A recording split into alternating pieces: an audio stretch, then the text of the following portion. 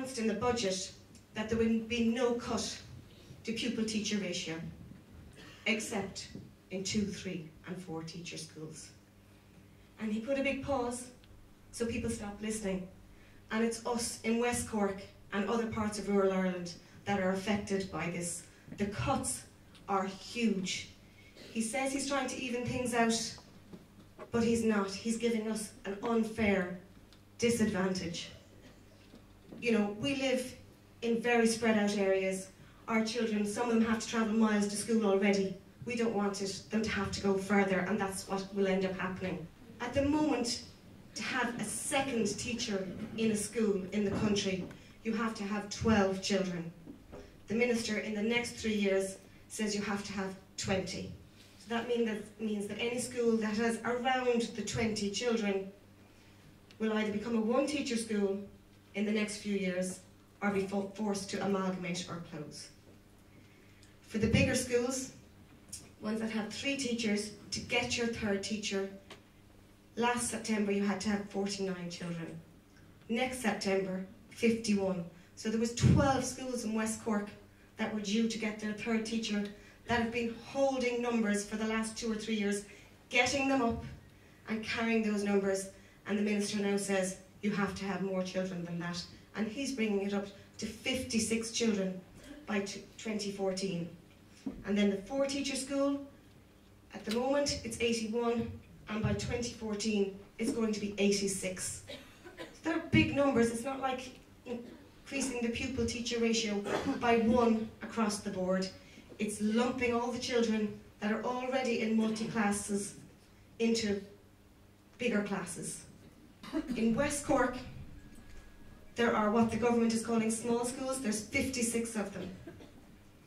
21 with 2 teachers, 14 with 3, and 21 with 4. Out of those schools, at the moment, the way numbers are, there are 21 schools due to lose a teacher by next September. There are 10 schools, 10 two-teacher schools, facing either closure or amalgamation. And there are another 12 schools who were due to get another teacher, who will now not get that teacher. The minister says that he's starting in 2012, phased adjustments will be made to the staffing schedules for 2, 3 and 4 teacher primary schools. Basically for the schools with 86 pupils or less. That's nearly every school in West Cork.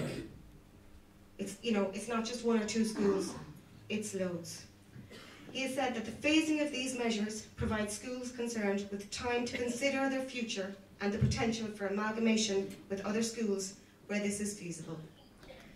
So he's saying he's not going to close us, but he's just going to make our lives so miserable and so difficult and make it so hard on our children, being in huge class sizes with 1 teacher, and that's what he's expecting us to do. We have to fight this. Together we stand, divided we fall. I'm just seeing so many people here today. You know, I kind of had thought maybe we're fighting a losing battle, but if every county comes out in force like this, we're the voters. We're the ones who count, and I really feel we can make a difference.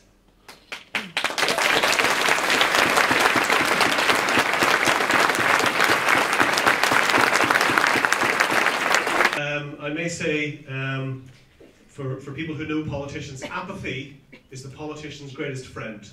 When people don't turn up and voice their concerns about something, it means politicians can go ahead and do what they like.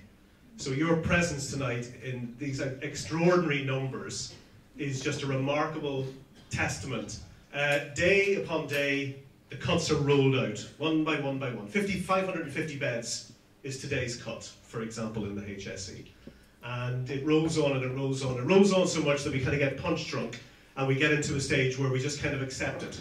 You know, it's the old Thatcherite dogma. There is no alternative. Tina, they used to call it back in the 80s. There is no alternative. There is an alternative to the way the government is behaving and to the way the government is acting. And there are actually concrete examples of how you can do something radically different and succeed. And that example is actually the country which is, in educational terms, the most famous country in the world, which is Finland. So what did the Finns do back in the 90s and to try to get away from the 80s and when they created all their problems? The answer was they invested in education. They took quite a radically different view of education. Now, what's the upshot of that? They have the highest rates of mathematical and literary success in the world. Finnish educators spend their life going around the rest of the world, showing everybody and telling everybody how the Finns did it, how they turned around a losing situation.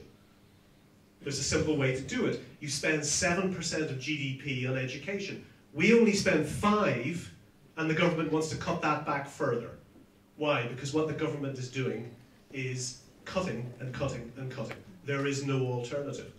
But Finland shows that there is an alternative, that by taking a different position about your seed capital, in other words, what are your children going to be doing in the future, taking a different point of view about that, you can turn the whole equation around.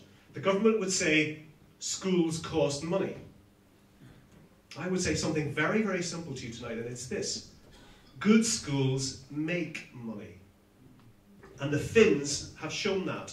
They turned their economy round by investing in education, not by cutting education.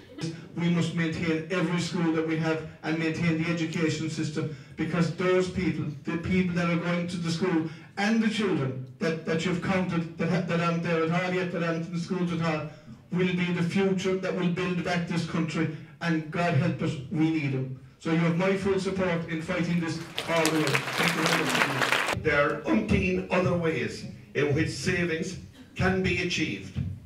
Let them sit down, let these advisors earn their crust, earn their money, and come up with imaginative ways besides persecuting the rural population of Ireland.